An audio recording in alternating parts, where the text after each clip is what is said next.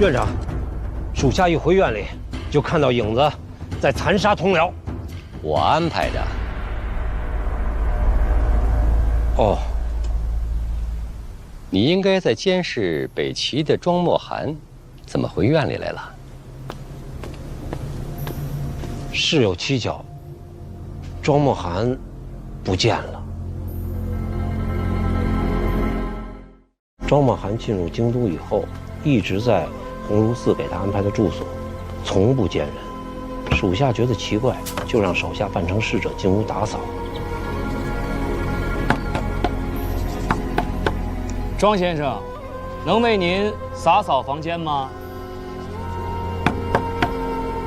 庄先生，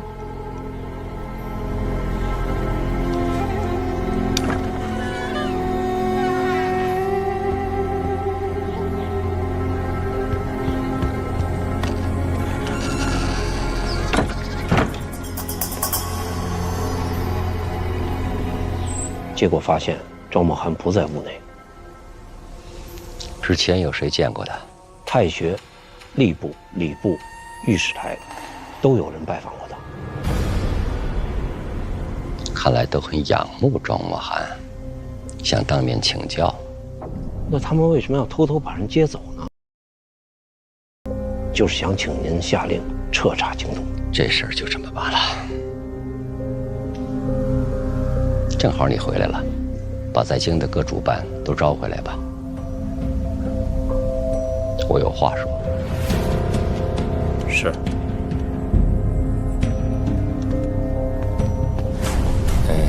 院长，范大人，我先回趟家去，跟我夫人报个平安。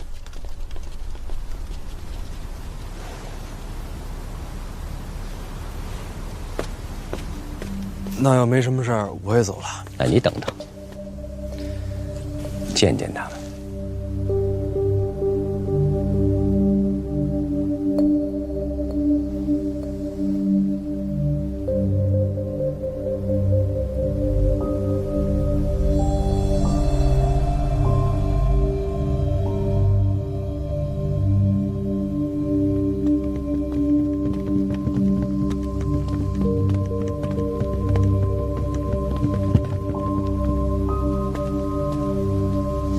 都在。我给你介绍一下：1处主办诸葛，4处主办颜若海，你都见过了。2处主办在边界有失未归，5处主办黑旗，不在京都，6处主办影子，7处主办在江南办事没有回来，8处主办宣九，他负责书籍刊印，你不是开了个书局吗？归他管。宣大人好。剩下的就是费杰的3处了，费杰不在，暂替他管理事务的，就是躺着的这个。他是死了吗？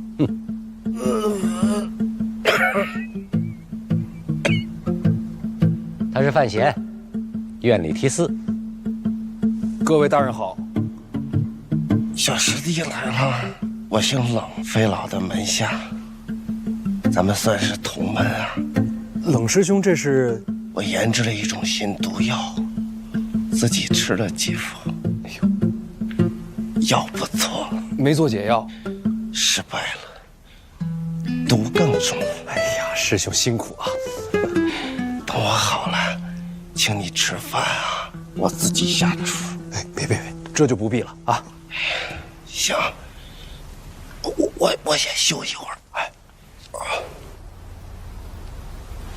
都认识了吧？那我就开门见山吧。今天有人在院里设局想杀我。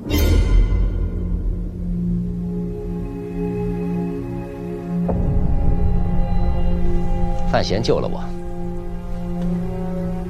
是影子动的手吧？我看见了。你认错了。我老了，以后范闲可以接我的班，你们多照顾。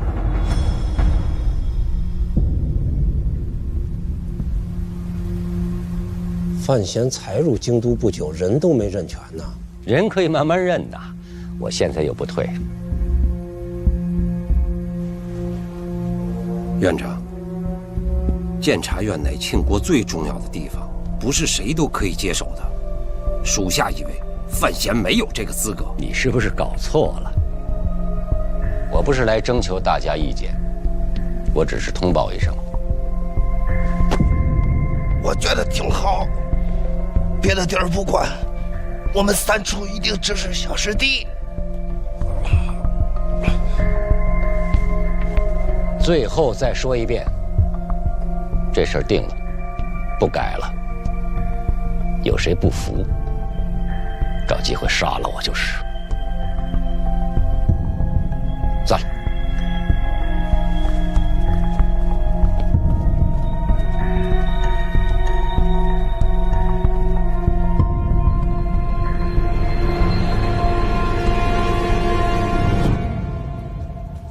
院里这些年风风雨雨，我本来觉着将来是你接替院长。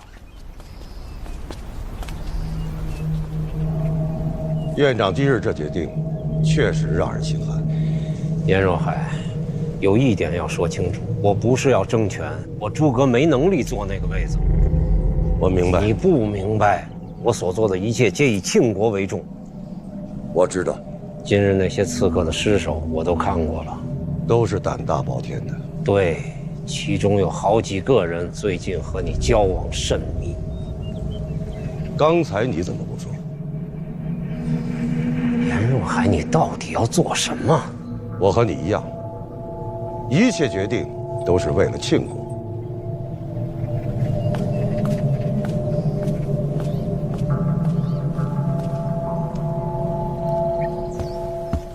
为什么？你问的是什么事儿？监察院交到我手上。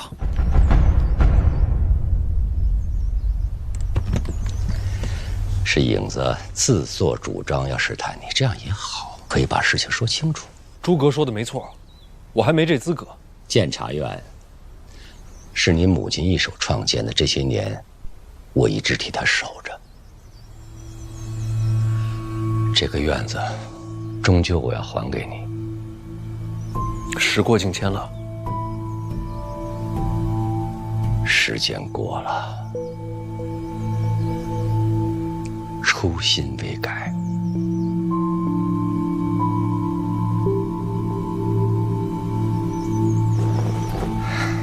鸿胪寺去过了吧？是个好事。大战后，谈判求和是国之大事，用心做。我明白，你就好好的干。有什么不顺心的就告诉我，有什么人给你出难题了，也告诉我，我来帮你解决。什么事都行。什么事都行，再困难的事情，我来办。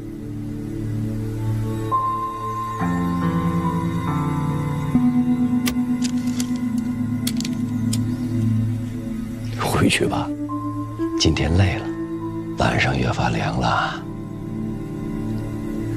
知道把被子盖厚一些。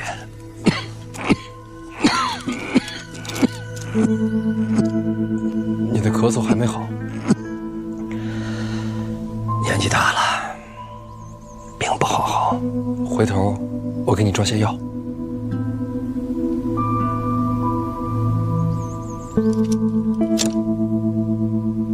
好啊。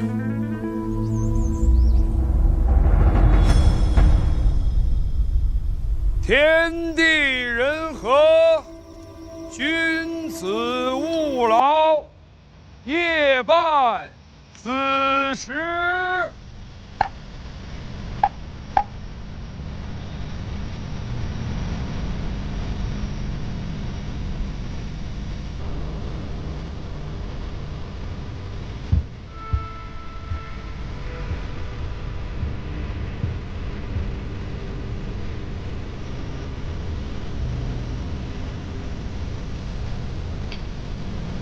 你心神不宁。我去了宫里，若若画了太后寝宫的地图，我记住了。为何心神不宁？牛栏街刺杀是长公主的谋划。一个不举自杀的，反过来安慰被杀之，这不好笑吗？陈萍萍说要把监察院交给我，还说我有困难告诉他就行。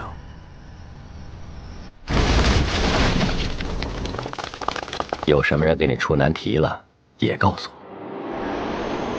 我差点把长公主的名字说出来。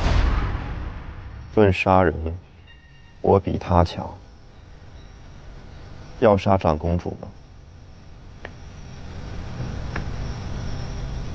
毕竟是婉儿的母亲。要杀吗？长公主是权势重过生死，把她扳倒，赶出京都，会让她比死更痛苦。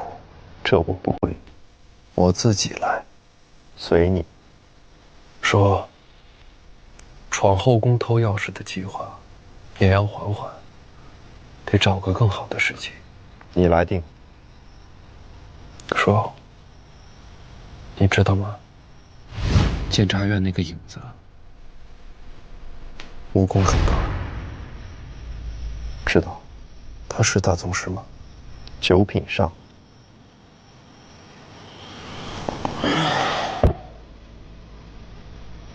庆国不就那么几个9品上？说，你见没见过影子长什么样？没有。说，你知道吗？我今天去了趟监察院地牢最深处，那下面关了个人，特别恐怖，浑身都用铁链锁着。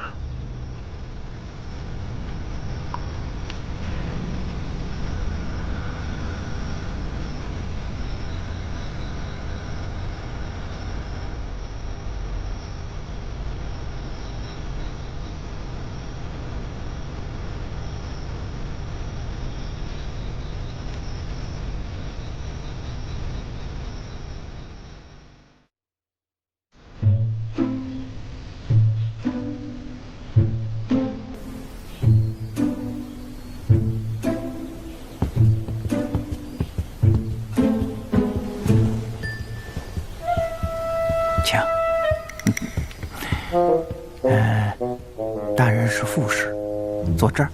好。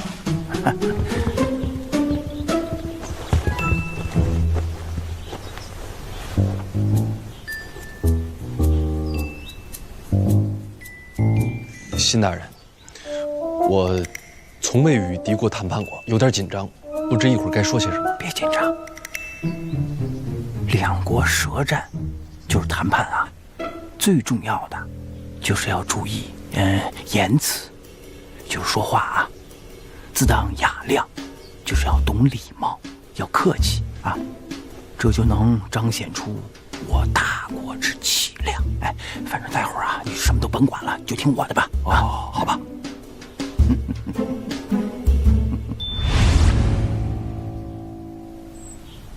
我雄师所占1州之地，绝不可能还你们。那是我国疆土，你国疆土，你国疆土，想要回去，派兵来打呀！要不这么着，我先宣布一下谈判暂停，等两国打完了以后再继续谈，你干不干？你粗鄙！尔等的嘴脸我早就看出来了。我说的可是真的？那当然了，听我细细道来。来，张兄，这边请，到我府上详谈。这家酒馆的招待小特别多，我来过。小二啊，哎，来了。小二啊，来，给我换个曲子啊。好嘞。好。范大人，这个午后呢，咱们还得接着谈啊，所以呢就不饮酒了。哎，这曲子对了，最适合我等读书人。辛大人，刚才谈判是否过于张扬了些？就是强势。不是大国气象吗？哎呀，将士们出生入死，赢了，我们不强势，对不起这些兵啊。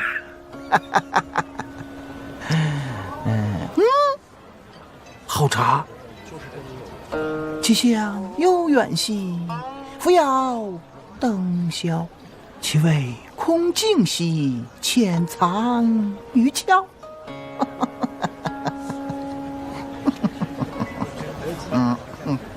我大军所占益州之地，不可能还，而且你们还要赔付我大军开拔之资，这还怎么谈下去？本来也没什么好谈的嘛。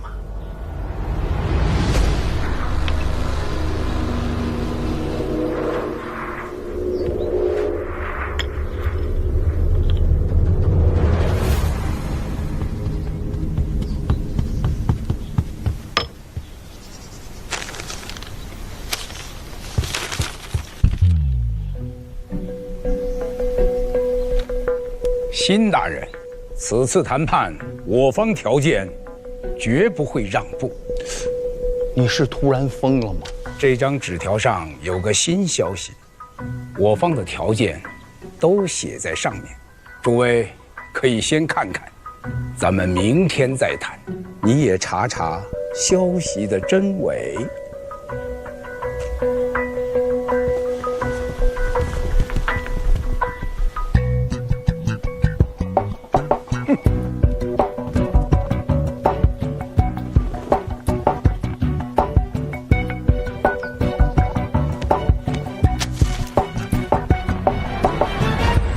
这下糟了！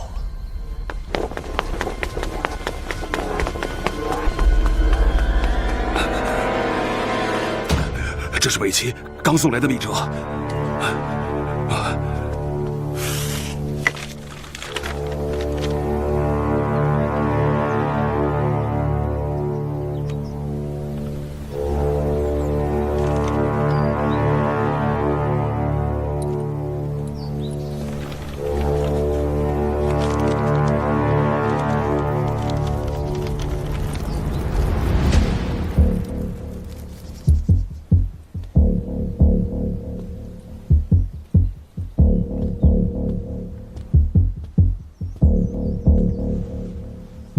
院长，您找我？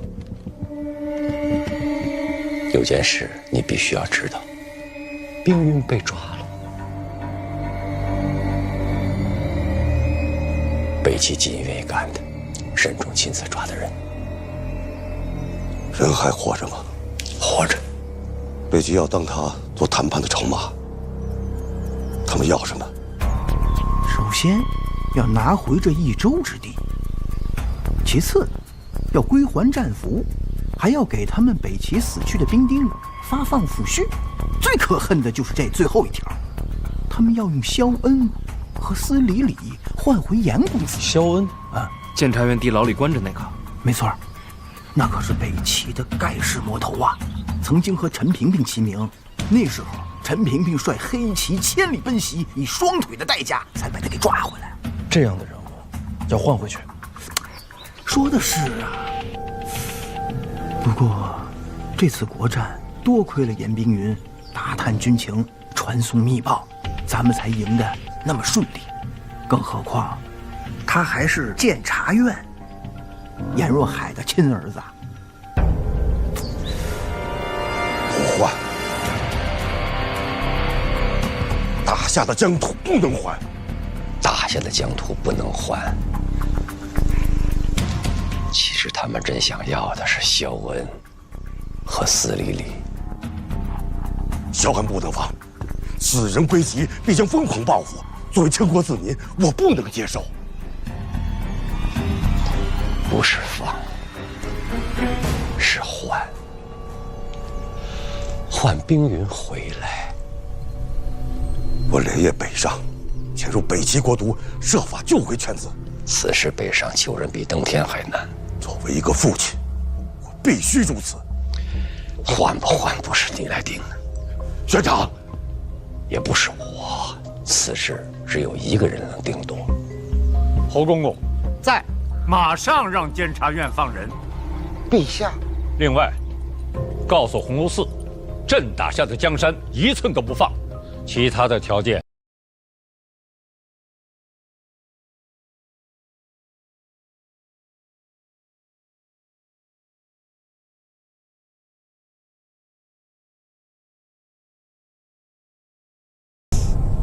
萧恩不能放啊！严大人，陛下有口谕。陛下知道萧恩是怎样的人，监察院能抓他一次，就能抓他第二次。严冰云忍辱负重，潜藏在北齐国都，呕心沥血。朕都知道，用一个快入土的老头子换回我庆国的未来，值了。严大人，还有你们，陛下还说了，要严公子活着回家。臣明旨谢恩。谢陛下圣恩。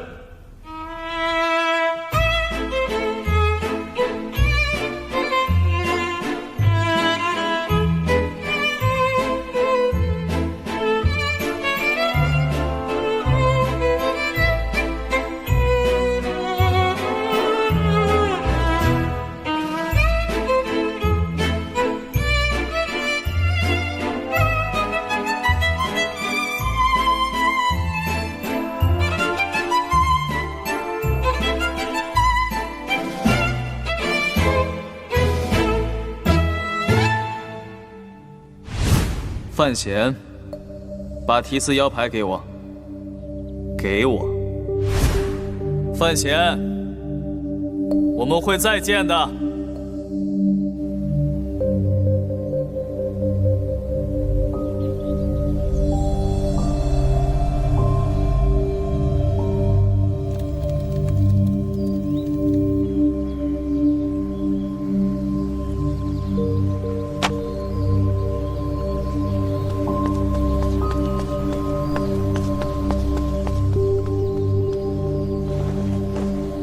陛下，鸿胪寺与北齐那边已经商谈定论，东夷使团那边也已经将礼物悉数转交，准备离京了。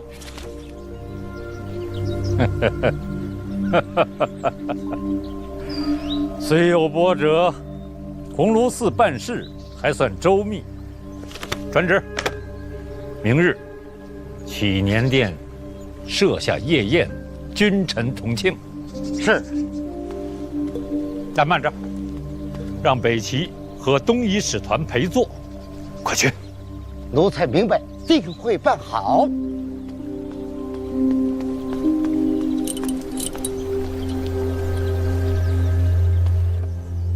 明日夜宴，百官云集，北齐朝臣、东夷使团欢聚一堂，可谓盛事。庄茂涵呢？谁？我是说庄茂涵，他好像没有参与谈判。确实没有。进京都以后消失了一次，之后就一直在屋内静坐看书，再无其他举动。那就古怪了。一代文坛宗师千里迢迢来了京都，结果什么事儿都没做，就为明日吃顿宴席。明日夜宴要想发生什么，转瞬之间天下皆知。院长的意思是说，庄茂涵明日夜宴会有所举动，若有企图，必在明夜。那我们当如何？什么都不用做，瞧着就行。那岂不失了先手？也没其他法子。不知庄茂涵意欲何为，自然无法防范。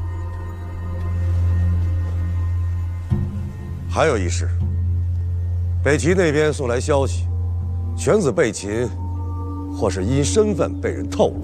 北齐密探里有人告密，不是北齐那边。你的意思是说京都？是京都有人把他卖了。冰云潜伏北齐，此乃绝密，除了陛下以外，只有我们监察院的人知道。难不成是院里有人卖国？为什么不能？院长，属下以为当立即彻查此事。不必了，这是心腹大患呐！此事到此结束，不必再提。是。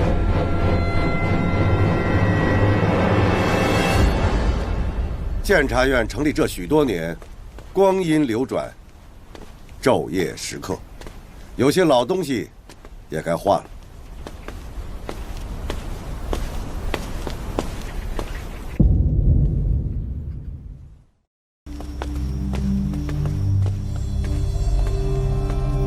爹，找我。回来了，来坐。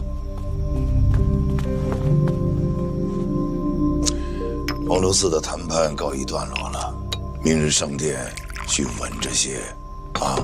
您说的是明日晚上的夜宴？嗯。这顿饭有什么不对吗？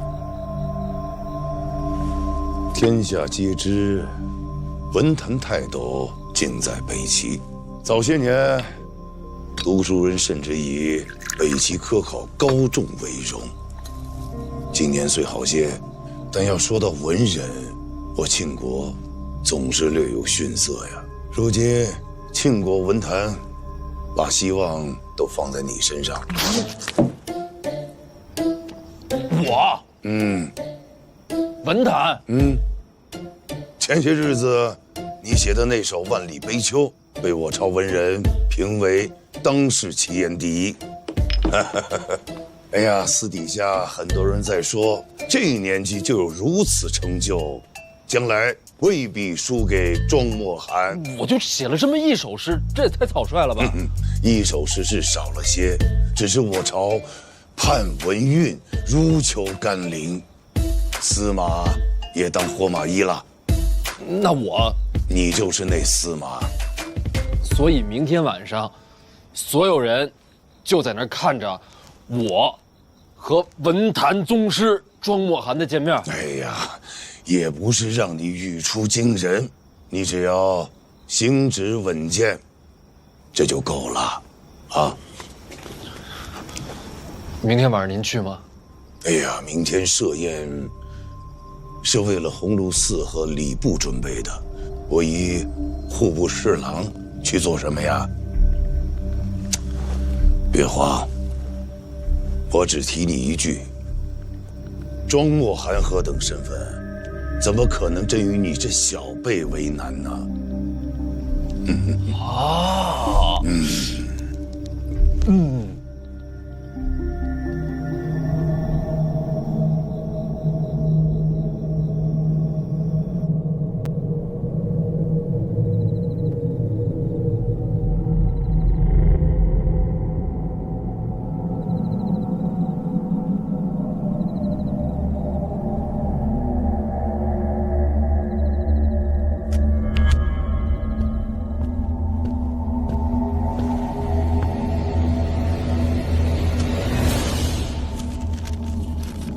明日夜宴，范闲议之，烦请庄先生会此子声明。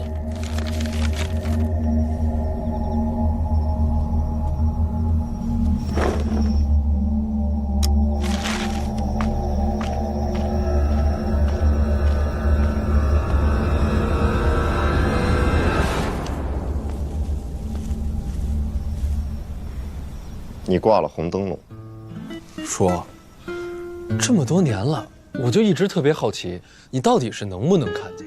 怎么我挂个灯笼你也知道，连什么色儿都知道？我很难解释。我能知道这一切，但不是靠看。心眼。我不知道该怎么说。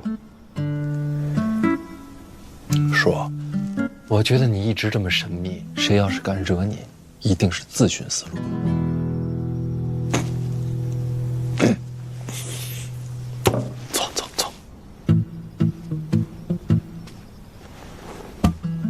咱们话归正题。明日夜间，皇室在启年殿设宴。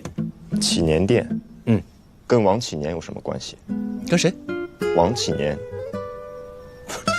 说，我觉得你不只是神秘，怎么最近思维也这么跳跃了？思维？我觉得，启年殿跟王启年没什么关系。好吧。说正事儿啊！明日宴席主要是为了庆祝北齐一役尘埃落定，也算是件盛事。哦，你就不问问我为什么要找你过来？我不问，你就不说吗？你说的好有道理啊！好，明日宴席散后，咱们夜闯后宫。决定了。一场盛事过后，正是松懈之时。好，计划不变。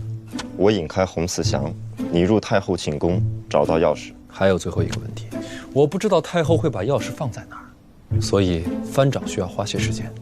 她枕头下床板处有一处暗格，紧要东西都在里面。你怎么知道？小姐当年翻过。老娘为什么要翻太后的暗格啊？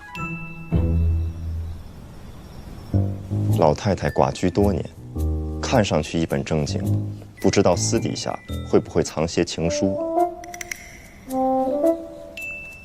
这是小姐当年原话。他就为了看点八卦，就去翻当朝太后的家底。虽然我不知道八卦是什么意思，但你说的没错。没人发现吗？是我替他把的风。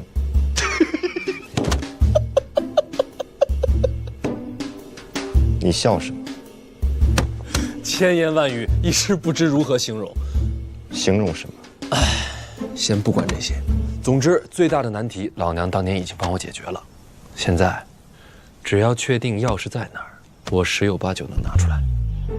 盗走钥匙，老太太怕会发现，放个赝品回去。你没见过正品，怎么事先做好赝品？这个我有办法。好，明日夜里，在这儿等我。好像有人来了。我约的。你约了人？大人，进来吧。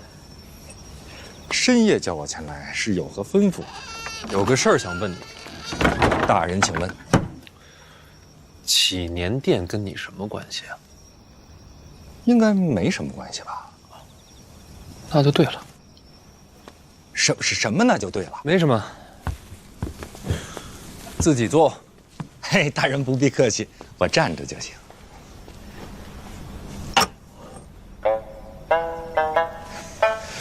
大人，我听说您在鸿胪寺威震北齐使团，为庆国立下了丰功伟业。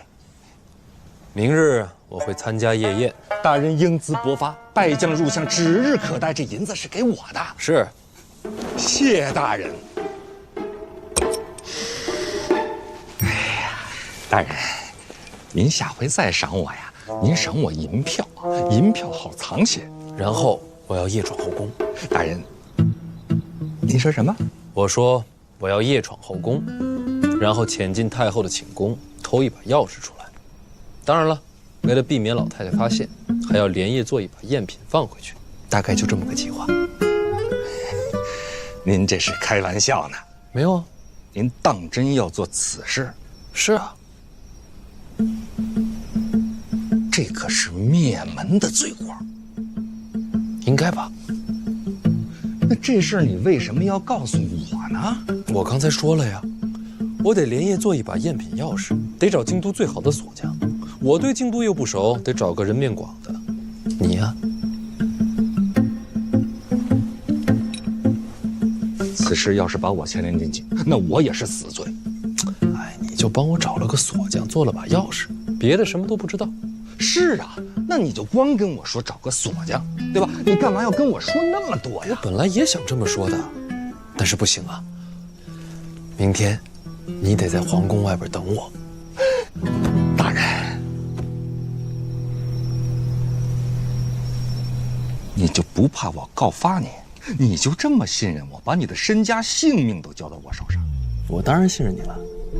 你是个聪明人，你应该知道，帮我只是冒点小险，害我才是死路一条。此话怎讲？你也知道陈萍萍怎么对我。院长待你如子侄，所以呀，如果是我告发你害你性命，那院长他一定把我给千刀万剐了。我就说你是个聪明人吧。那你干嘛不让大人帮你这个忙？哎，有些事儿大人物做反而不方便。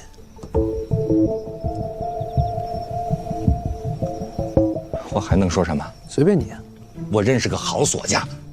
好，让他明天晚上等我。好。从今往后，你每月俸禄再加10两。这可是抄家灭门的买卖，你就加10两，你不觉得他有点不要？要。下回给银票。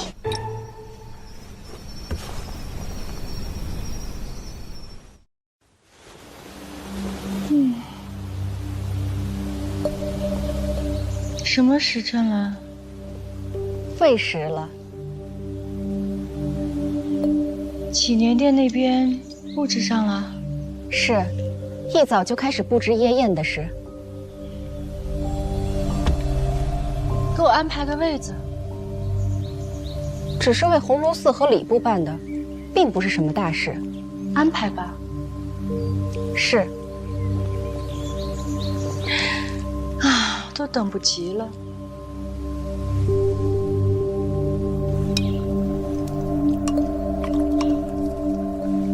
问过了，祈年殿夜宴酉时左右可以入席。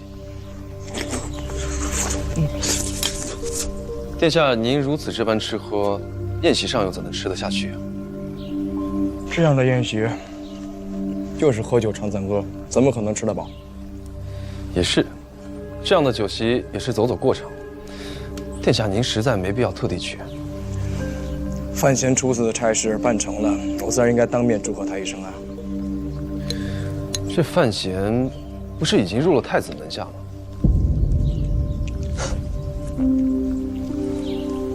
谁跟你说的？不然太子怎么会让他去和北齐使团谈判？范闲这样的人物，太子收服不了的。我跟范闲相见不多，却如遇知己。范闲啊，性子跟我一样，不是甘居人下的。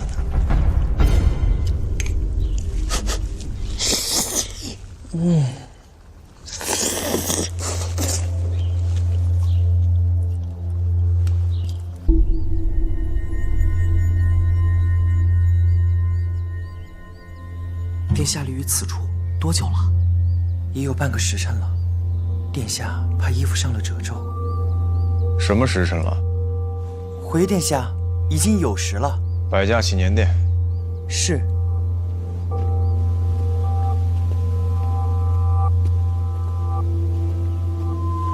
庄先生，车驾已备好，可以出发了。东西我来帮您拿着。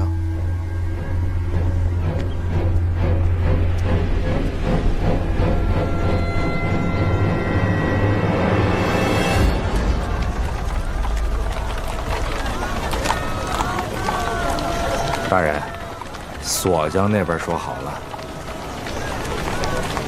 好，喝酒去。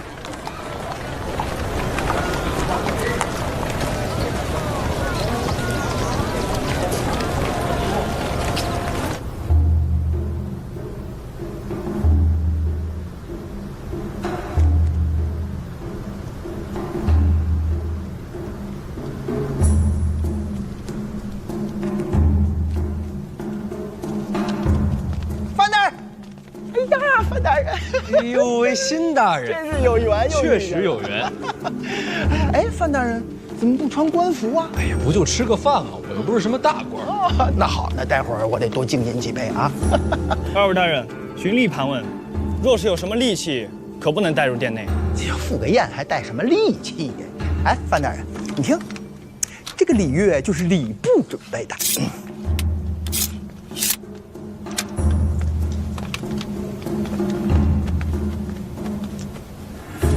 针算吗？钢针这么长？哦，不行的。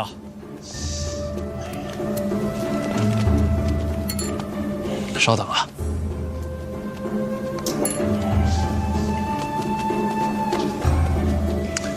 现在没了。哦，辛大人，咱们走吧。我被刺杀过，谨慎了些。哎，对，该谨慎，谨慎是对的。毒药能带吗？毒药？不行不行不行！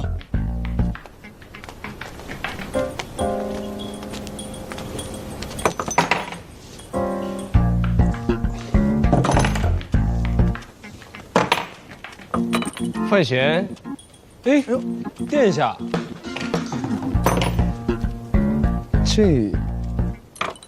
是哪一出啊？哎，别碰！我自个儿调的毒药，宴席里不让带。真不愧是飞阶的徒弟，毒得死人吗？那当然。给我一包。不成。为什么？回头陛下跟太子那边出了事儿，我这没法交代。也是，那算了。哎，范闲，这次你立功不小，前景无量，恭喜！多谢殿下。平时多走动，朝堂里我也能帮你一些。客气。参见二皇子。你是鸿胪寺的那个辛啊，辛其物。辛其物。我记得你是太子门下的。都是朝臣，都是朝臣。以后在太子那儿待的不好了，就到我门下。啊，应该是没有了。这下确实没有了。哎，别乱碰啊！这里边好几个，我自个儿都不会解。辛大人，哎，想什么呢？你说这宴席二皇子干嘛来了？那自然是为了拉拢像辛大人这样的盖世奇才啊！范大人又拿辛某说笑。那二皇子明明是拉拢您，他怎么会拉拢我呢？啊！太子殿下，太子明鉴，辛其物对太子绝对是忠心耿耿，绝对不会改换门庭的。太子殿下，我作证。刚才二皇子确实有所拉拢，但是辛大人是忠贞不二，确实没答应啊。对。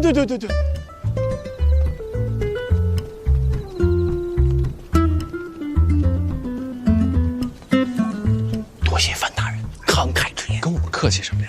放心，殿下没那么小气。哎，是。哎，不对呀，范大人，刚才二皇子说那话明明是拉拢你呀，那怎么现在反倒是让您帮我撇清关系啊？都一样，可不一样啊，大人。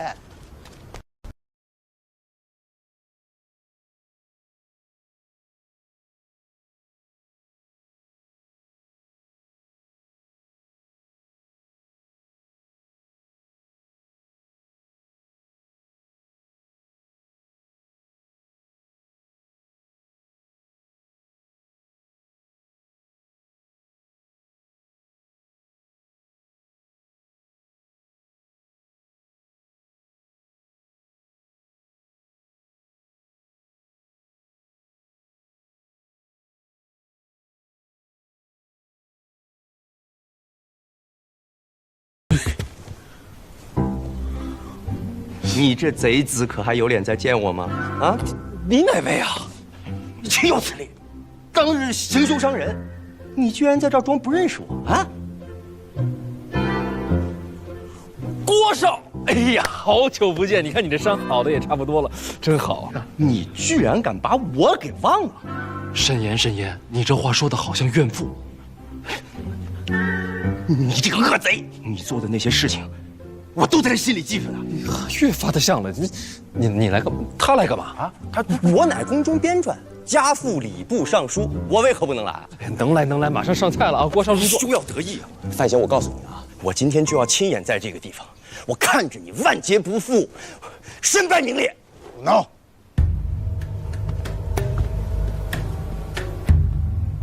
父亲，这是什么场合啊？回去坐着。是。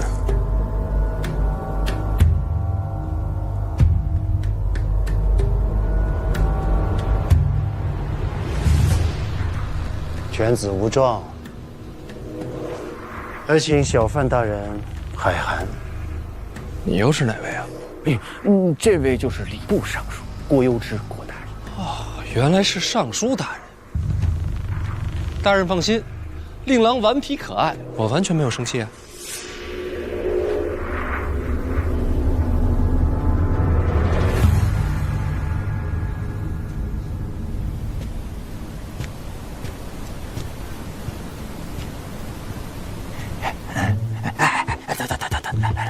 别左顾右盼了啊！这边是咱们的座儿啊！来，这边，咱们是这边。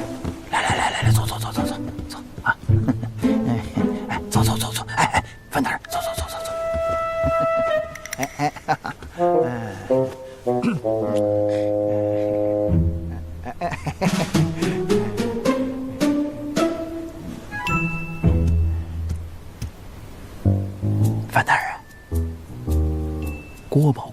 是太子门下，我看二位还是和解了吧。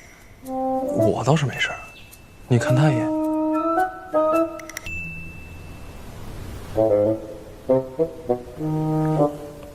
慢慢就解开了啊。大人，你真把这打了？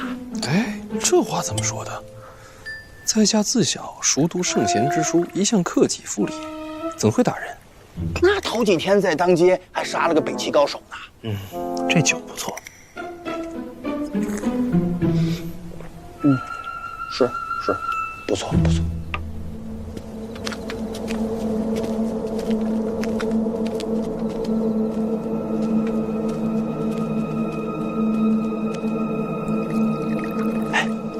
老谢啊，那儿还空着2个位子，给谁的？估计是给东夷城和北齐2位大将准备的。北齐来了个文宗庄莫涵，东夷城来了谁？这个东夷城，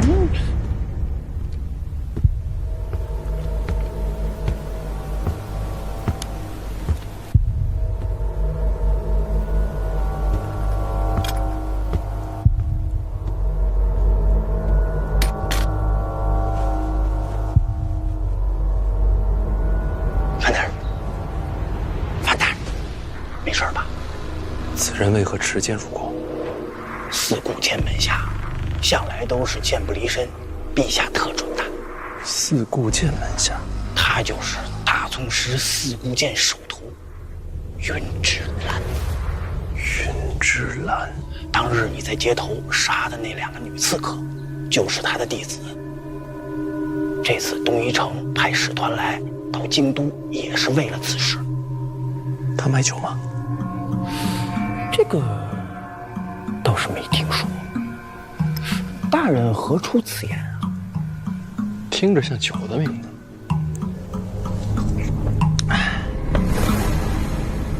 像吗？范大人，长公主唤你过去，有话交代。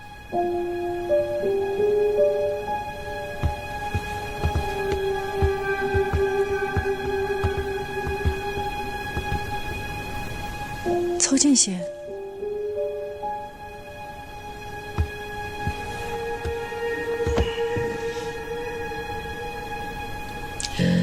这几日，我一直在等你来杀我，怎么也没个动静。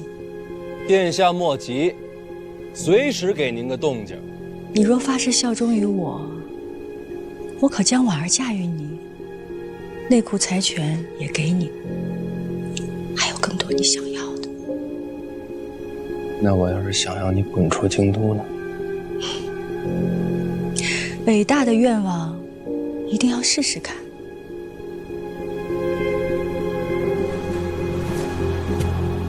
臣定不辜负公主期许。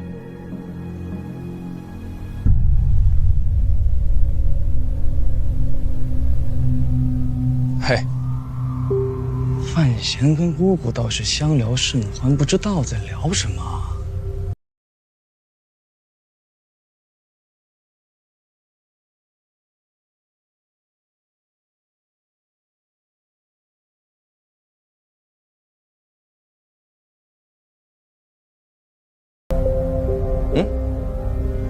赌什么？拿命吧。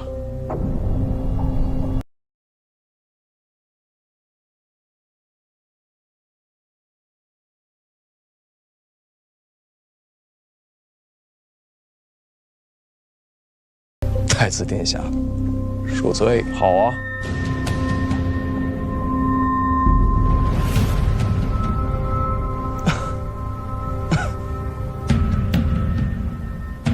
庄莫涵到了。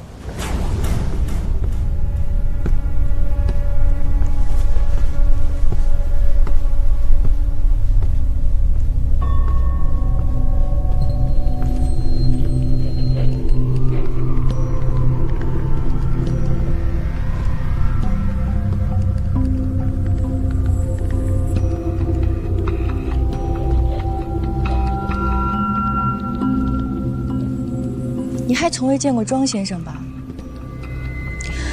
或是天数，北齐出了这么一位文坛大宗师，数十年来释经著文，著作等身。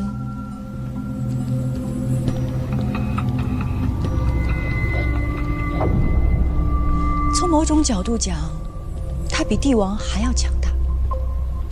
文道传承，在于一身。老爷子也不嫌沉。若是让读书人听到，定会骂你不尊圣贤。我怎么会承认这话是我说的？我听说有人将希望托付在你身上，期盼你终能成就文坛大家的身份。公主想必不会这么期望。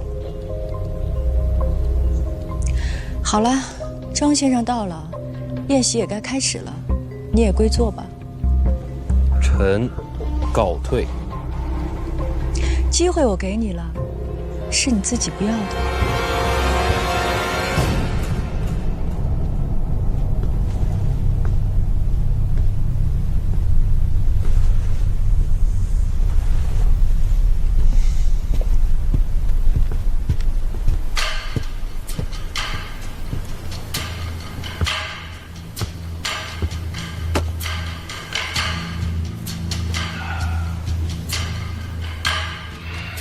陛下驾到！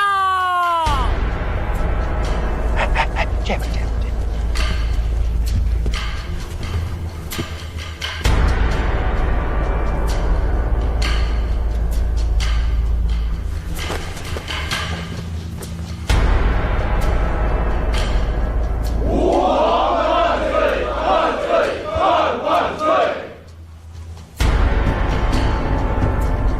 đứng身吧。谢陛下。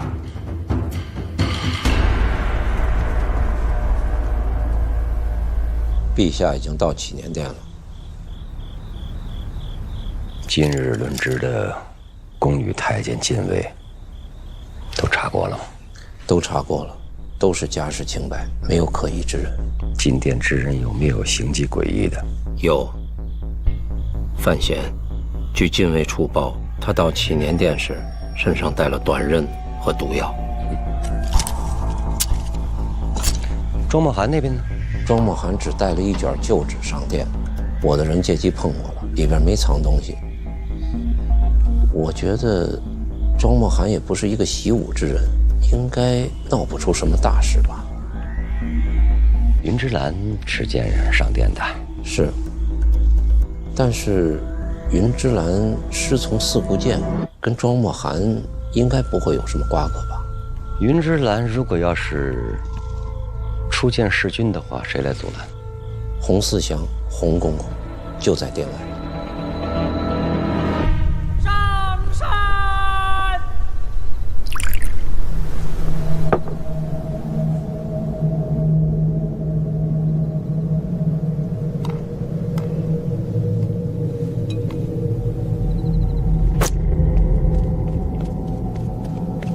洪公公，是只夜枭。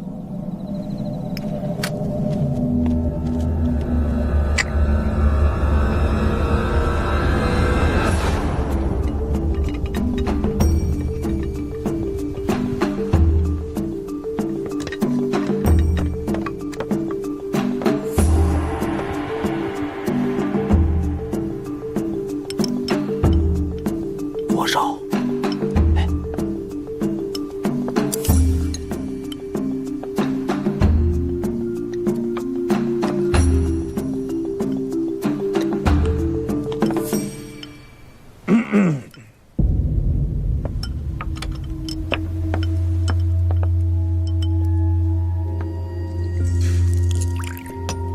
范协律，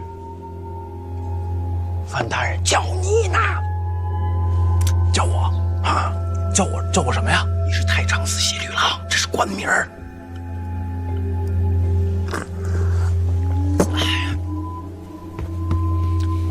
陛下，你见朕几次都没跪下过，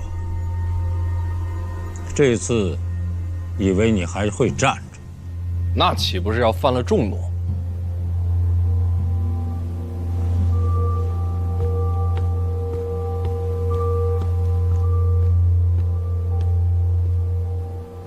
看你的眼神里恍恍惚惚，你还挺贪杯是吧？回陛下，场面如此之大，臣难免有些紧张啊。云之兰，你的那2个徒弟，就是他杀的。我知道。别看他年轻，可有点本事哦。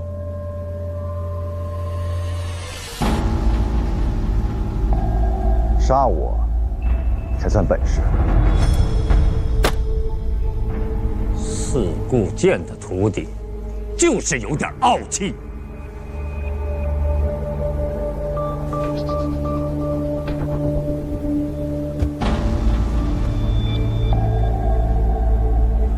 朕体会到了。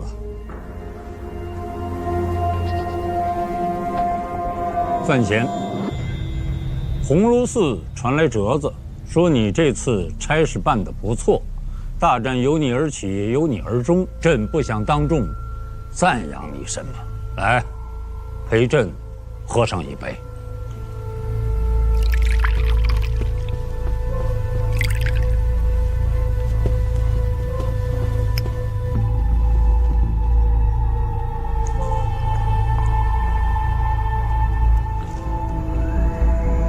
范协律，请留步。陛下，儿臣有话想说。说。范闲除武勇之外，亦是文采照人，儿臣便对其诗才赞叹不止。近日又听闻，与北齐谈判时不卑不亢，进退有度，堪以大用。直接说。来年春闱，不如由范闲主持科考，少年才子提点天下生源，载入史册，或是一段佳话。范闲虽有诗名，但是终究资历尚浅啊。陛下，范闲资历虽浅，才华难掩，儿臣附议由范闲主持春闱大会。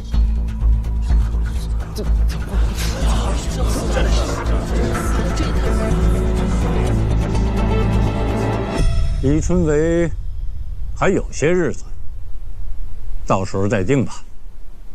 你们都下去吧。陛下，这位少年郎便是范闲吗？庄先生也认识他，读过他的诗。此人虽然年少，倒有些诗才，庄先生要多多提携后进哦。老夫本是齐国之臣，庆国政事本不必多言。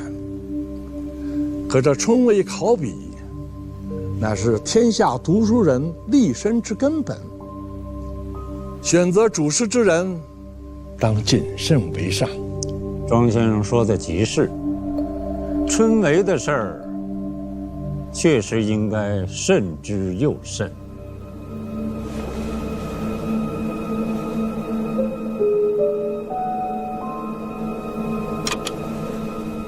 庄先生学贯古今，我一向是佩服的，但刚才的话却不敢苟同。我虽是一介女流，见识浅薄，却也读过范闲那篇七言。此人是很年轻，但仅凭这首诗，便可看出才气逼人。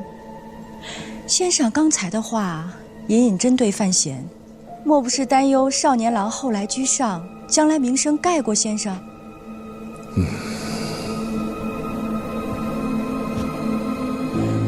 在座诸位都是古公之臣，名学大家，自然不喜口舌之争。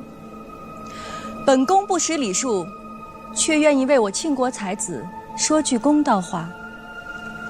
是说那首七言诗吗？正是。敢问先生，有哪首诗能胜过范闲这篇七言的？林睿，殿前休得无礼。庄先生海纳百川，对此等言语不必在意。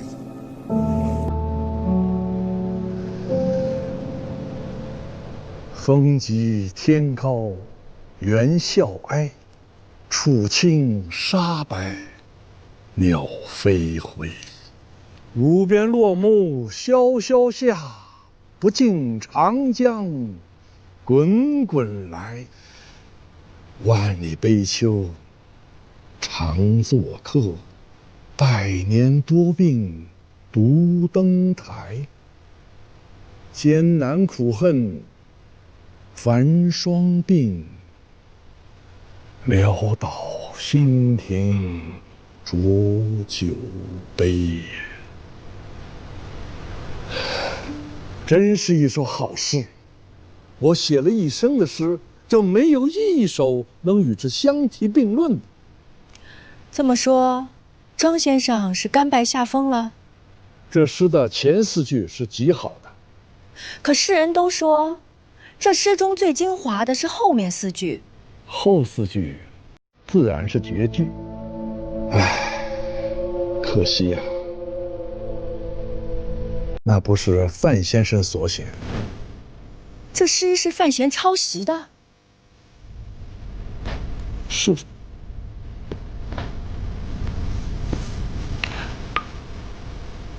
朕也觉得好生奇怪，他哪儿来的这么大的才呀？范闲，你有什么话要说？庄先生爱说什么就说什么，反正庄先生德高望重，空口无凭，说话也算数。陛下，儿臣可以作证，范闲这首诗是在靖王府诗会所作，当时宫中编撰郭宝坤也在场，可为人证。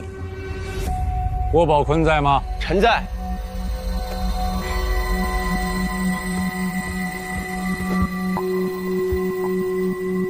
这首诗是范闲做的吗？是。这么说，庄先生是蓄意构陷了，或是被什么小人蒙蔽，所以才有此误解。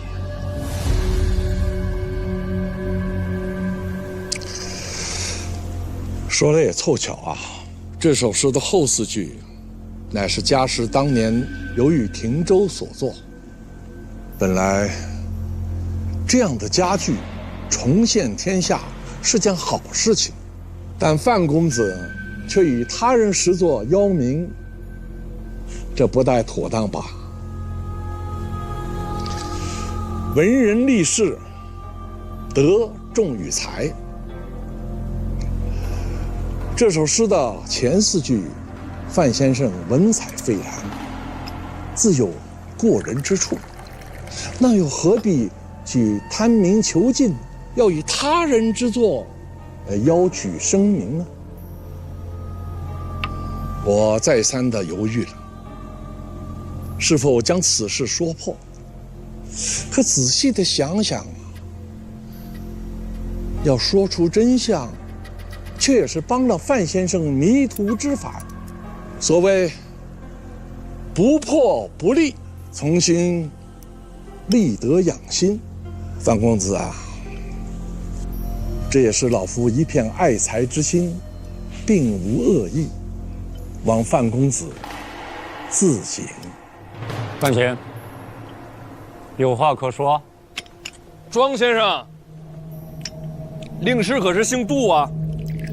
家师不姓杜。那就没事了。庄先生素有尊师重道之名，想来不会以老师之名胡乱攀扯。但人心难测，眼看后学晚生，声名鹊起，心怀不甘，胡乱编造，毁人前程，也未可知啊。长公主，你这是怀疑老夫道师之名，构陷后晋？不敢，只是我庆国与北齐不同，注释首重律法。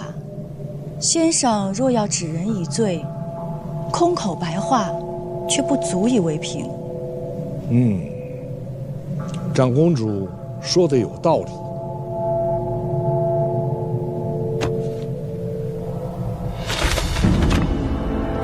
请看，这是当年家师亲手所写。这算不算得上是评剧啊？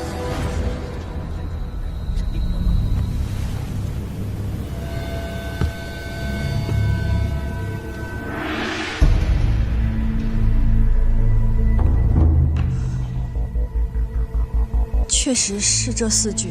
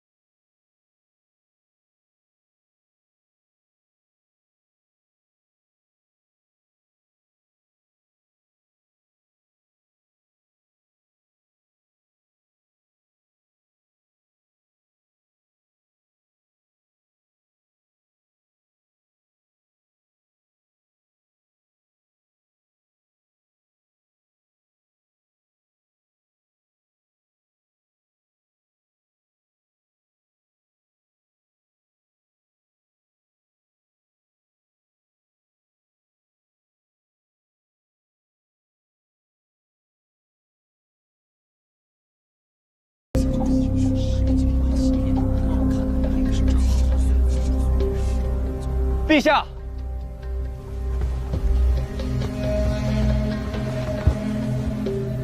陛下，范闲欺世盗名，无耻之尤，如此这般行径，真是将我朝文人的颜面都丢尽了。恳请陛下，将这文贼革去功名，逐出京都，今生永不录用。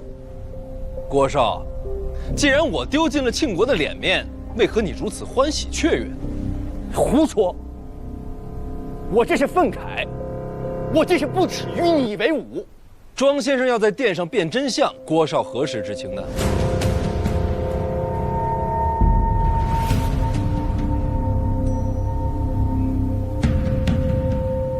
自然是刚刚听到。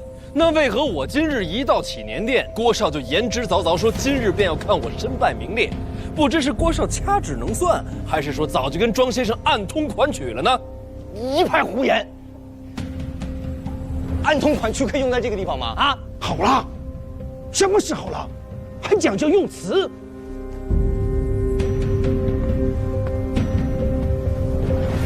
陛下，犬子与范闲素来不睦，二人争执，倒也无碍大局。如今关键在范闲这首诗里，既是抄袭他人诗句，则理当重罚，否则难以平息天下悠悠众口。还是尚书大人厉害，一句话说在痛处。秉公直言吧。庄先生，你说的没错，这首诗是我抄的。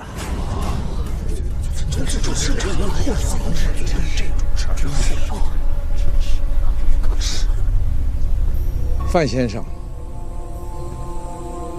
知过而直言，是谓勇也。范先生经过此事，必成大器。您先别忙着夸我了，庄先生，我替我自己抄诗，你替你老师抄诗，咱们俩也算是半斤八两。说起来，你还不如我来的直爽。这首诗乃是少陵野老诗圣杜甫，跟你老师半点关系没有。庄先生替令师欺世盗名，还真是尊师重道的典范。诗圣，你说这位诗圣何朝何代的人物？既是诗圣，可曾青史留名？史书里没他。哦，是这样。因为他的诗属于另外一个世界，一个有着千载风流、文采耀目的世界。难不成他是传说中的仙界？笑吧，笑吧，跟你们这儿比起来，说是仙界，毫不为过。你去过吗？那是我梦里留下的画卷，是我残留的记忆。范大人，你的意思是，你在梦中游历仙界，还背了首诗回来？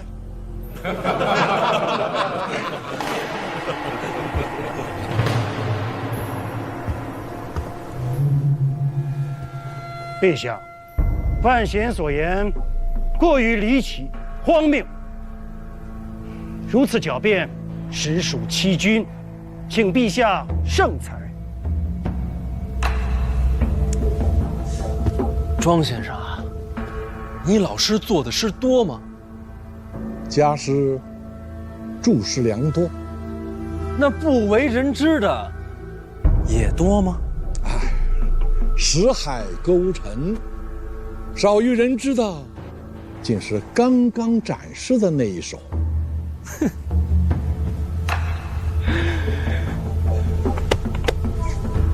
谁说我梦里只背了一首？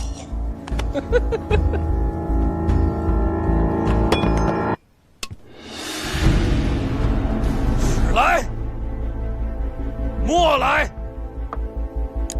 范公子，若是要作诗，老奴斗胆，愿为你抄录。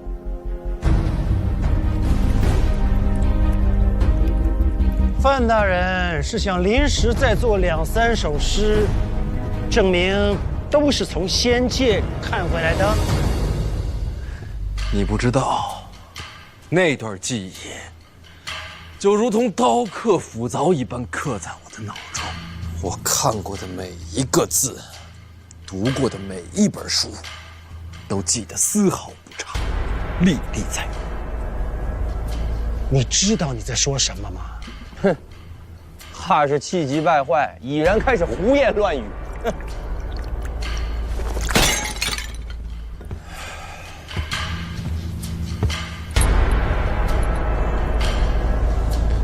君不见黄河之水天上来，奔流到海不复回。君不见高堂明镜悲白发，朝如青丝暮成雪。人生得意须尽欢，莫使金樽空对月。天生我材必有用，千金散尽还复来。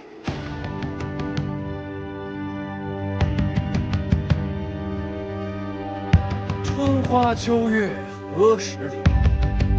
往事知多少？问君能有几多愁？恰似一江春水向东流。不知天上宫阙，今夕是何年？我欲乘风归去，又恐琼楼玉宇，高处生寒。起舞弄清影，何似在人间？醉里挑灯看剑，梦回吹角连营。800里分麾下炙，50弦分塞外声。沙场秋点兵。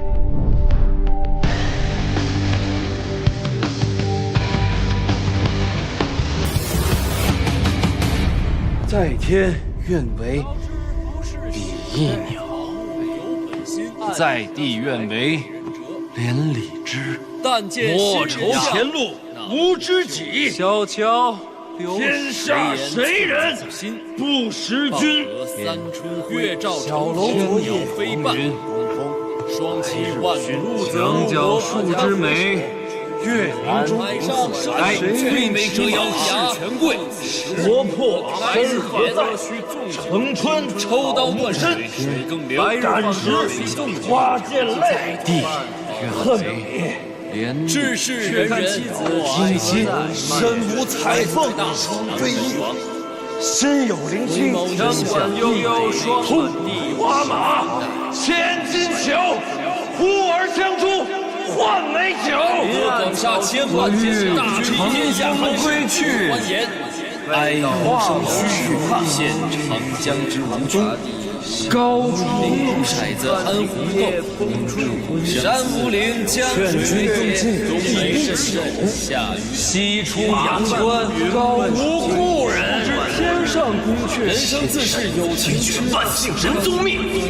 10年生死，曾伴浮云归晚醉，荒凄凉，不思量。今夕千里共时光之景催人老化气，为父宋诗相投，泪滴春山，马家不是流水。春宵一刻，千字花有清香，月黄土滩头，说黄土，笑死安心养你看人生自古谁无死？连三月下手取丹师，赵汉。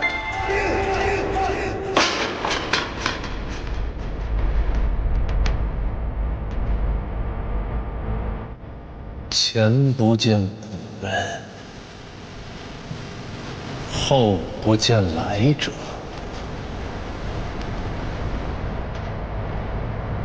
念天地之悠悠，徒怆然而涕下。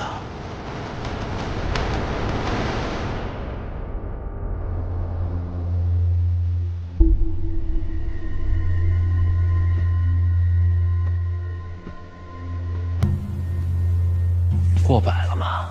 哎呦，范公子早就过百了。那就这样吧。这世上哪有什么仙境啊？哼！若没有仙界，这些诗句又是从哪儿来的？那肯定是他自己写的。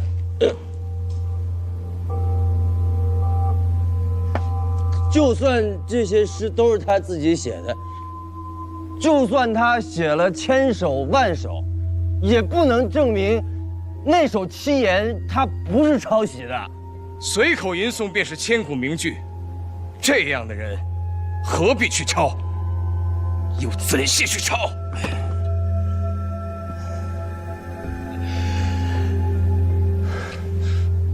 著经释文，我不如你；背诗，你不如我；做文坛大家，我不行；做人，你不行。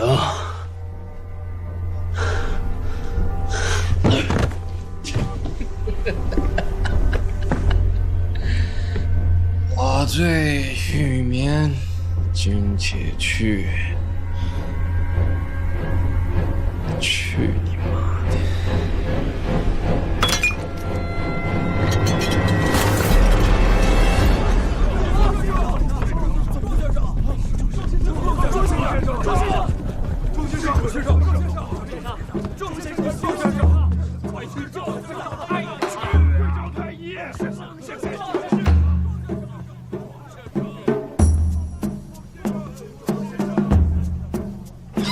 快快快，来，醒酒汤放桌上啊，放这儿，放这儿。对对，去把那个枕头给我弄松软点儿。他喝了那么多酒，可别睡落枕了。计划不变，宫墙外等。我你今儿都醉成这样，咱改天吧。来了来了，把这个盖上。哎，来了，快快快，扶床上，扶床上，小心小心啊！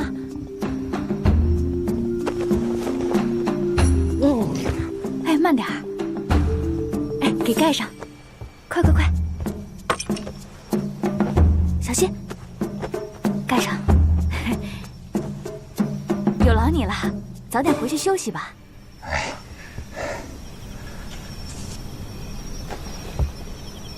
有劳。我来照顾哥哥，你们先回去休息吧。这么多下人呢，哪用得着你亲自动手呀？哎呀，至于的吗？行了，干嘛大惊小怪的呀？谁还没喝醉过呀？你知道你哥在宫里做了什么吗？什么？成神了！啊！陛下亲自下旨，让宫里护卫护送小范大人回府里。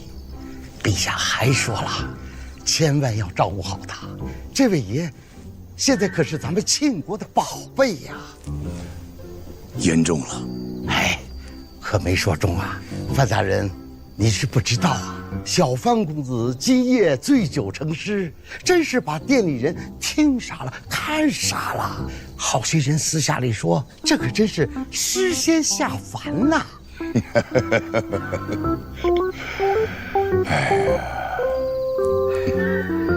你看看你哥范闲啊，人家多有出息，你呀你就知道睡觉啊！你跟你哥学学啊！他不是也睡着呢吗？让他们出去。你跟他能一样吗？还睡？天色不早了，你们先回去休息吧，我照顾哥哥。还休息什么呀？这都成神了，得好好照顾着。煮点夜宵，万一一会儿醒了想吃呢，快去！哎，赶紧的！行了，都走，哥哥要休息了。哦，快走快走，下去，让他好好休息，轻点轻点啊！哎呀，该走了，让你哥好好休息，快走。走就该走。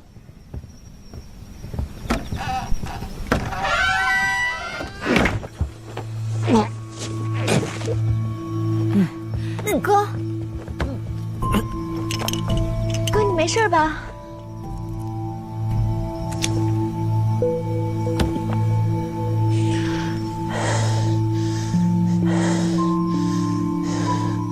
没事。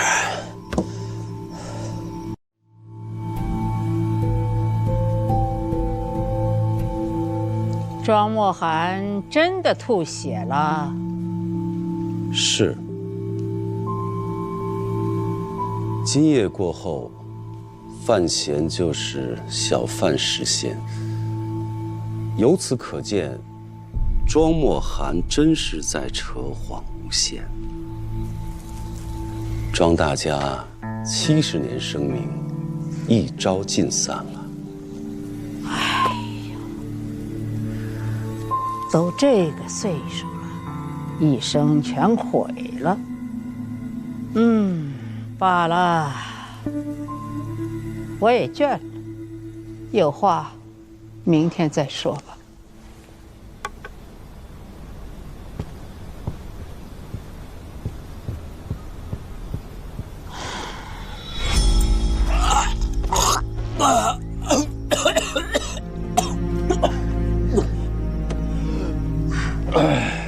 不是吃药了吗？吃药就是为了吐出来。若若，朝中有人跟庄墨涵串通一气，今天是早就准备好的。是谁？长公主郭有芷。长公主？长公主在殿前不是一直为你说话吗？你那么聪明，连这都看不出来吗？这个女人好阴险。今天晚上我要进宫。哥，你都这样了，就是这样才没人怀疑是我。若若，你替我守住这房间，别让别人进来。我知道，只要我不死，绝不让人进门。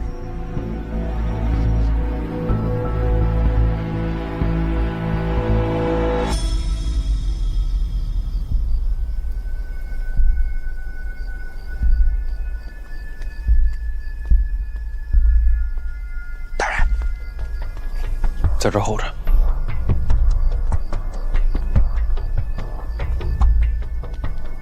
说，按照之前所说，一炷香的时间，我引开横死祥，你进宫拿钥匙。等等，怎么？你最好别让人看出端倪。我这身衣服和剑，都是从东夷城使团里偷的。云之兰，京都九品高手，就这么几个。我就是想让他们知道，潜入后宫的是四顾剑首徒。原来你都想好了。当年和小姐在一起的时候，经常干这种事，我已经习惯了。你自己要小心，燕萧逸的剑，你未必挡得住。后宫那么大，未必遇得上。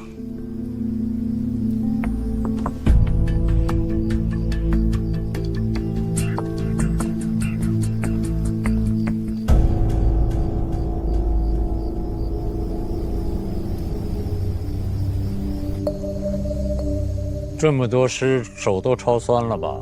如今我抄出了文坛佳话，这是千载难逢的喜事啊！便是这只手抄断，心里也只有喜欢。陛下，可是累了？只是感慨啊！我大庆国以武立国，在文治方面远远不如齐国。这是先帝一直耿耿于怀的。如今天佑庆国，我朝出了失神小范大人。失神啊！我看他是两眼失神。不过这诗写的确实还是不错。可是朕总在琢磨着，这诗是他写的吗？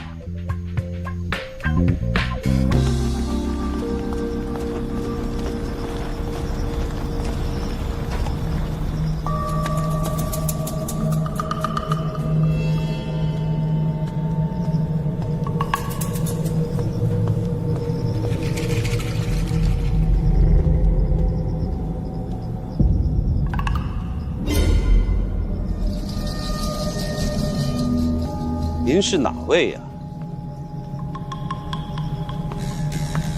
抱歉，误会，走错了路。走错路走到皇宫来，阁下只怕是天下第一人。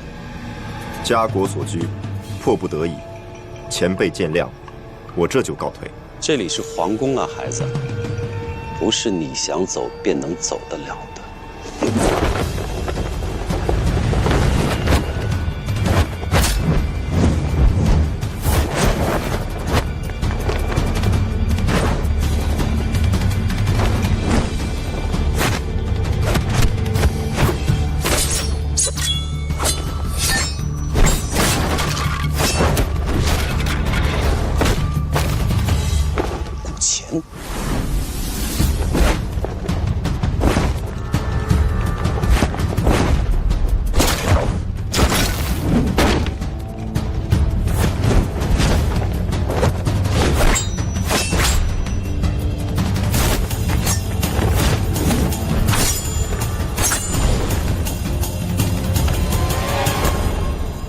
后，你是四顾剑门下。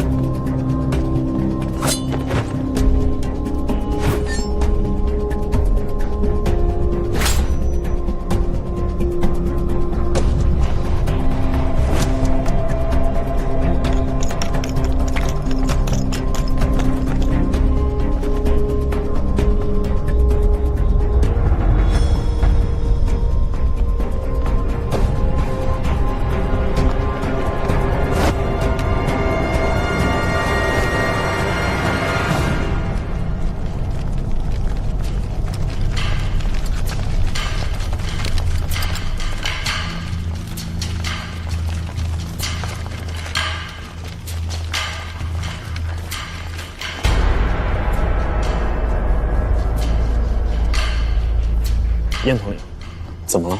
你们方才听到什么没有？没有。取我弓来。是。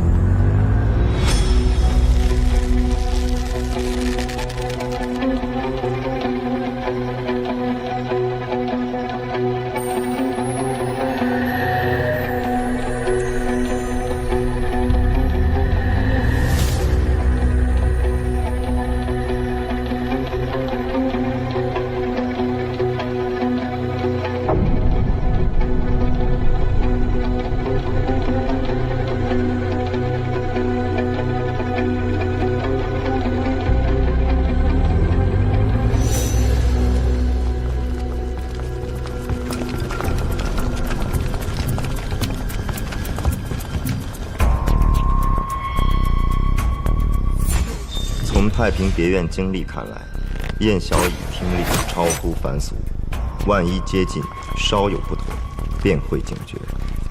入宫后不可急行，避免纵乐。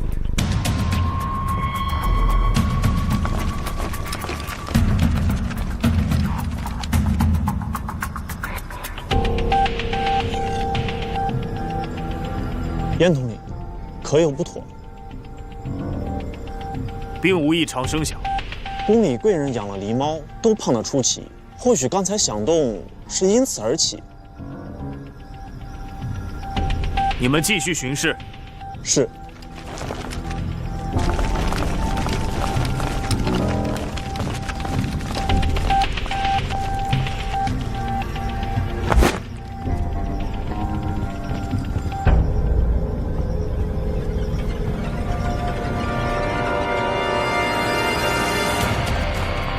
还有一处，不可不防。不能走高处。你也想到了。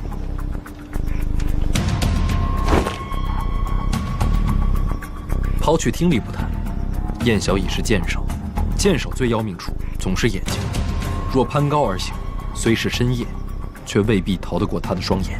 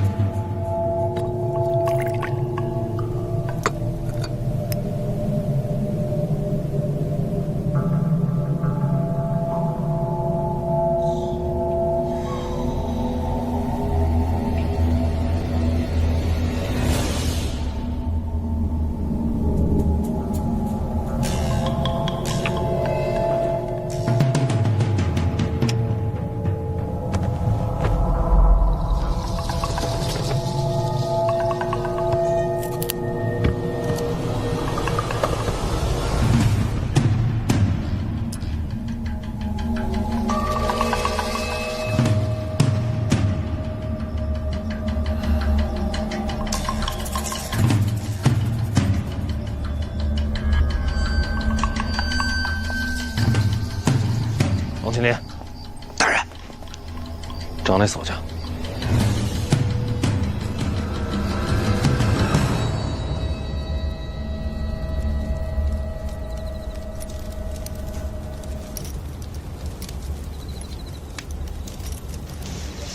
就这把钥匙啊，复制一把。这不是钥匙啊，世上没有这样的钥匙，也没有这样的锁呀。被骗了。你别管它是什么，能做吗？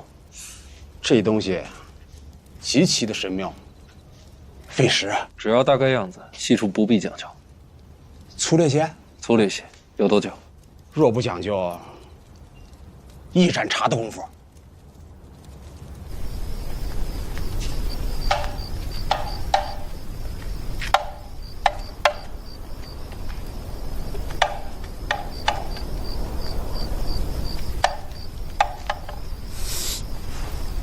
稍等一下，内急。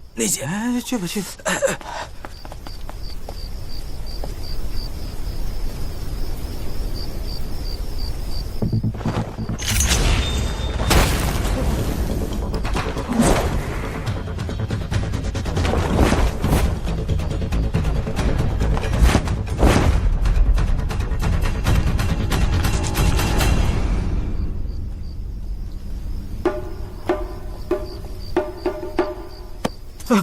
瞧什么呢？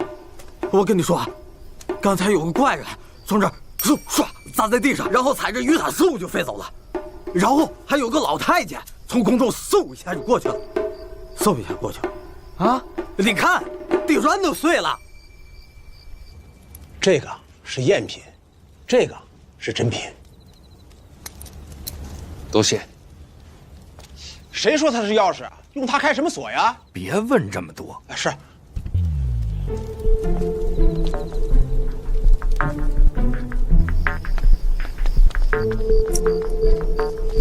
大人，你不用跟着了，赝品我自己送回去，然后自己回去。好，大人，这算是绝密吧？我信得过你。我是说，锁匠怎么办？你想说什么？大人，要不要除掉他？只是做把钥匙，何以至此？重金酬谢，连夜送出京都。这段时间让他别回来。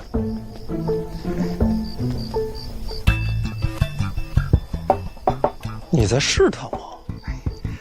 大人胆子虽大，心肠却软。好还是不好？若是做大事嘛，自然不够狠；若是做朋友，刚刚好。哎，大人，还有一件事啊。说，既然要重金赏赐，还请大人把那重金给我。这时节我上哪儿给你找去？自己垫着。哎，大人，那你是不是给我写个条子，让我9出13进，多少让我赚点儿？滚去！大人小心啊！大人这次还算顺利，放回赝品，便算大功告成。只盼不出意外，见事躲着走，切莫节外生枝，应能无恙。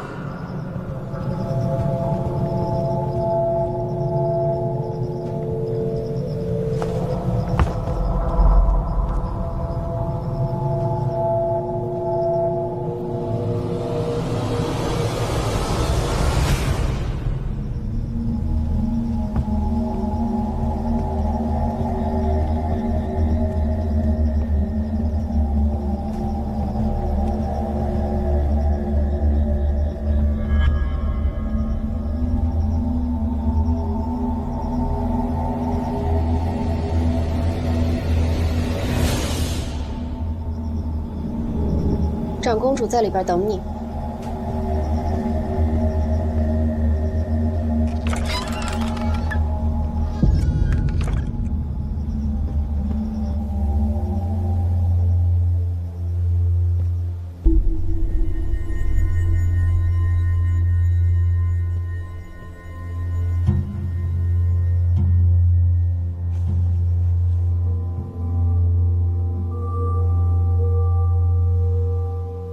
长公主，两情若是久长时，又岂在朝朝暮暮？写情至此，叫人心伤。坐。宴席上范闲的诗，我叫人抄录了一些过来，现在看仍然是首首妙绝。先生觉着呢？是的，好诗。叹为观止。莫非这世上真有仙界之说？仙界之说虚无缥缈，我倒认为这些诗是范公子亲自写的。一气呵成，上百家具，这岂是凡人所能？难道他真的是仙人折凡吗？如果是仙人临凡，那他是诗中之仙，就非范闲公子莫属了。我连夜叫先生来，是有话想问您。先生答应我在宴席上，要将范闲踩于脚底，让他身败名裂。敢问先生做到了吗？我今日构陷范闲，是赌上了我一生的清明。不过，输给这样的人，倒也心服口服。可是就是有一点我不明白啊，像范闲这样的诗才，长公主，您事先未曾言明，要不我也不会自取其辱吧。我也真是没想到，这孩子有如此惊人之举。这样也好。功败垂成，好在哪里？幸亏一夜之间写成天下百首之诗。若非如此，天下之人若是听了老夫那些话，都会以为他是抄袭了他人诗作的无耻之徒。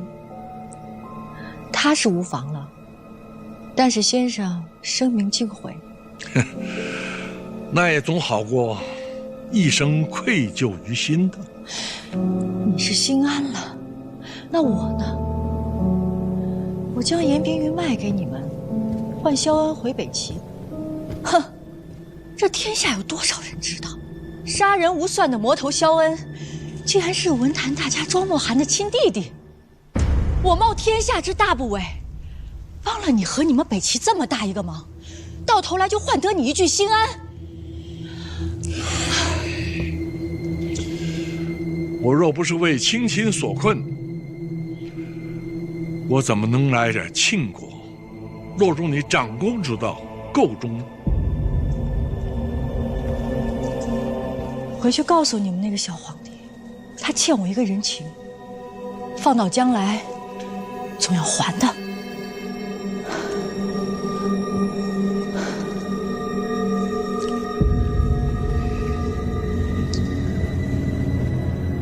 我倒有一事想不明白。像范闲这样的人才，这样的年纪，他本应是庆国未来的栋梁之才，长公主为何非要除他而后快呢？甚至于出卖自己监察院的暗探。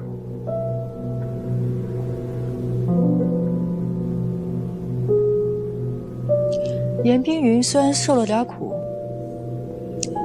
但是没有性命之危。至于我为什么要如此这般对范闲，我就是想看他走投无路的样子。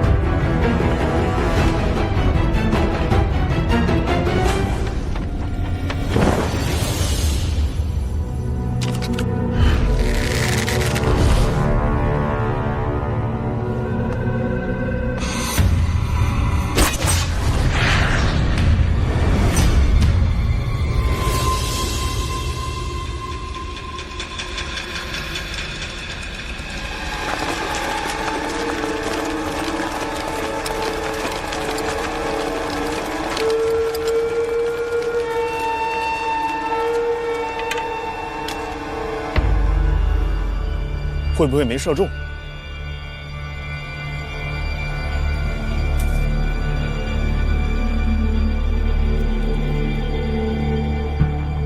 箭头已断，还有一些碎布块，肯定中了。没血迹，会不会没伤到？我的箭，重者必伤。四散开，仔细搜。是。